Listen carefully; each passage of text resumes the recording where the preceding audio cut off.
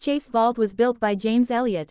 The first inhabitant of the vault was his wife Elizabeth in 1792. The vault was then bought by the Waldron family to bury a Lady Thomasina Goddard. Everyone was stunned to discover the vault was completely empty. Mrs. Elliott and her coffin were nowhere found. Later Chase family bought it and 2-year-old Mary Ann and her older sister Dorcas were buried there. Later when they opened the vault to bury Mr. Chase, they found that the coffins inside had been violently tossed about. With some concerns the coffins were fixed properly and the vault was sealed. In 1816, Chase Vault was opened once again.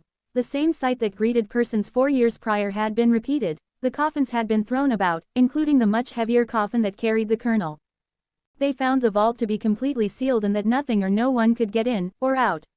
However, as they prepared to bury Mr. Brewster in the vault, they found that once again, the vault and heavy lead coffins had been completely ransacked. The newest assault was so brutal that Mrs. Goddard's coffin had to be wrapped in wire in order to prevent it from falling apart. When in 1819 the vault was opened for an inspection, they found all the coffins, except Mrs. Goddard's, in disarray. Another inspection of the vault was ordered, this time by Lord Combermere. He asked that sand be sprinkled on the outside so that the footprints of anyone hovering near the vault would be imprinted. People visiting the tomb said they heard howls, growls and other sounds coming from inside the vault.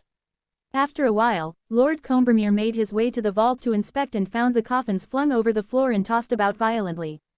The Chase family then removed their family members from the vault and buried elsewhere. There are so many theories, but the moving coffins are still a mystery.